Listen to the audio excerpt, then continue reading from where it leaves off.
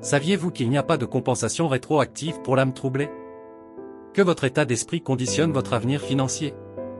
On en parle maintenant, restez jusqu'à la fin, vous verrez d'un tout nouvel angle la vie. On peut te rembourser un achat.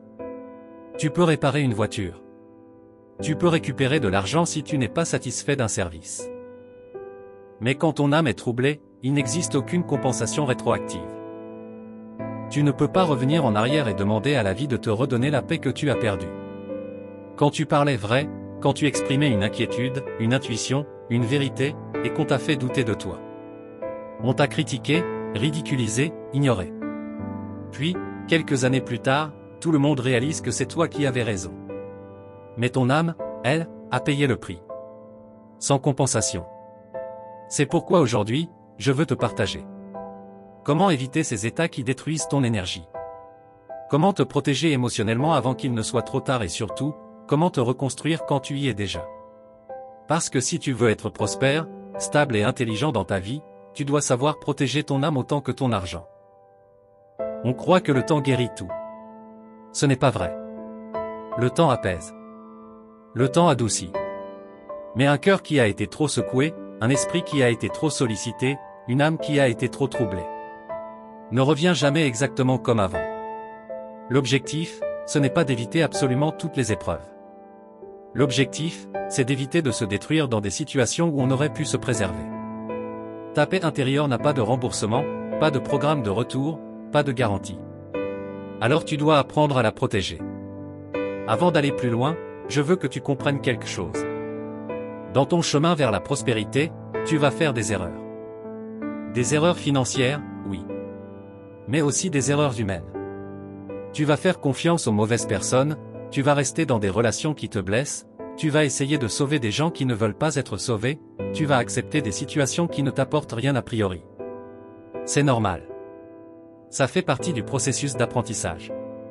Mais voici la décision que tu dois prendre maintenant, aujourd'hui. Tu n'abandonneras jamais ta paix intérieure comme prix de tes erreurs. Tu peux perdre de l'argent, tu peux perdre du temps, tu peux perdre des relations. Mais ne perds pas ton âme. Parce que cette partie-là n'a pas de remplacement, pas de remboursement, pas de réparation rétroactive. La prospérité, la vraie, commence quand tu décides de ne plus te laisser détruire intérieurement. De là, tout le reste devient possible. Alors, comment éviter de se retrouver dans des situations qui troublent l'âme? D'abord, écoute ton intuition, elle a souvent raison avant les gens. Ton intuition est un radar.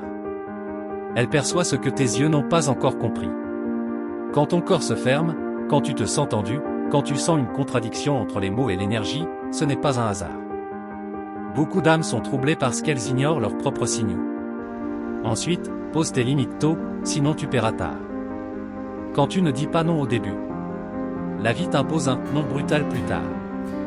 Et ce non te coûte ton temps, ta paix, ta santé, ton estime, et parfois même ton sommeil. Alors, pose les limites avant que ton âme n'encaisse le choc.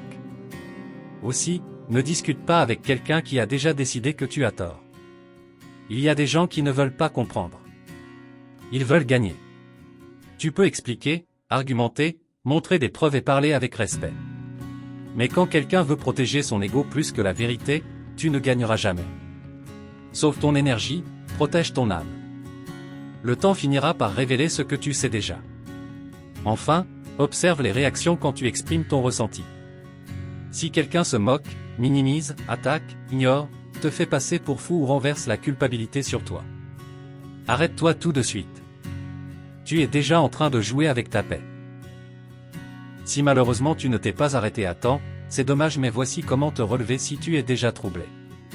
La première étape est que tu arrêtes de vouloir avoir raison pour arrêter l'hémorragie. Tu n'as plus besoin de gagner le débat. Tu as juste besoin de gagner ta paix. Laisse les gens croire ce qu'ils veulent. La vérité a un timing que l'ego ne contrôle pas. Ensuite tu dois te retirer pour te reconstruire et remplir ton énergie. Le premier réflexe quand on souffre, c'est de continuer à donner, continuer à s'exposer, continuer à forcer. Mais au contraire, tu dois couper l'exposition au problème. Même si c'est temporairement. Même si c'est inconfortable. Tu ne peux pas guérir dans l'environnement qui t'a blessé. Tu dois faire une pause. Pas parce que tu es faible, mais parce que tu redeviens prioritaire. Reprends ton énergie. Respire. Dors.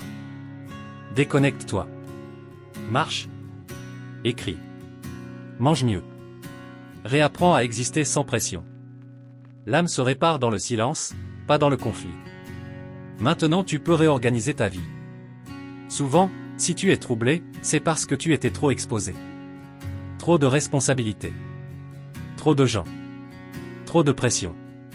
Trop de stress. Trop de compromis. Tu dois ajuster tes priorités. Ta paix doit passer en premier. Sans paix, tu ne produis pas. Sans paix, tu ne gagnes pas. Sans paix, tu ne réfléchis plus correctement.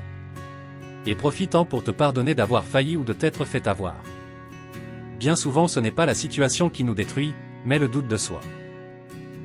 « Et si j'avais tort ? Et si j'exagérais ? Et si c'était moi le problème ?» Quand plus personne ne te croit, ta voix intérieure devient floue. Alors tu dois la reconstruire en revenant sur ta vision, tes valeurs, ce qui compte vraiment pour toi. Et pour finir, tu dois accepter que la vérité arrive après la souffrance. Oui, un jour ils comprendront. Mais toi, tu dois avancer avant qu'ils ne comprennent. Ta guérison ne peut pas dépendre de leur prise de conscience tardive. Dans la vie, tu peux tout perdre et tout regagner. Tu peux perdre une relation et en reconstruire une autre. Tu peux perdre du temps et recommencer. Mais une âme troublée, ça laisse des traces. Pas de remboursement pour les nuits sans sommeil. Pas de compensation pour les années où tu avais raison mais où on n'a pas voulu t'entendre. Voilà pourquoi tu dois protéger ta paix comme tu protèges ton argent. C'est même plus important. Parce qu'un esprit en paix prend de meilleures décisions. Un cœur en paix attire de meilleures personnes. Une âme en paix construit une meilleure vie. Alors rappelle-toi ceci, préviens ce qui trouble ton âme. Fuis ce qui détruit ta paix. Décide de ne plus te perdre pour convaincre, de croire en tes perceptions, d'écouter tes intuitions, de respecter ton énergie, de protéger ta paix comme une priorité absolue. Personne ne viendra te rembourser la tranquillité que tu as perdue. C'est maintenant, aujourd'hui, que tu dois choisir de te protéger. Et tu le mérites. Alors choisis la paix. Choisis la clarté. Choisis la confiance en toi. Et avant même de chercher la prospérité matérielle, choisis la prospérité intérieure. Parce que c'est elle qui te donnera la force de tout reconstruire. Si tu sens que ça résonne en toi. Si tu veux en savoir plus, comprendre comment j'accompagne financièrement mes clients, ou rejoindre une équipe qui veut faire les choses différemment, écris-moi ou prends un rendez-vous sur mon calendrier dans le site hermaniudom.com. Parfois, c'est tout ce qu'il faut pour changer une vie. En attendant, merci d'avoir écouté cette vidéo. Si tu as des remarques pour améliorer notre travail, n'hésite pas à les partager dans la section commentaires. Objectif 1000 abonnés d'ici la fin d'année 2025. Nous comptons sur vous. Et comme toujours, on n'oublie pas, celui qui sait, choisit. Celui qui ignore, subit. C'était l'art de l'optimisme en finance. À très bientôt.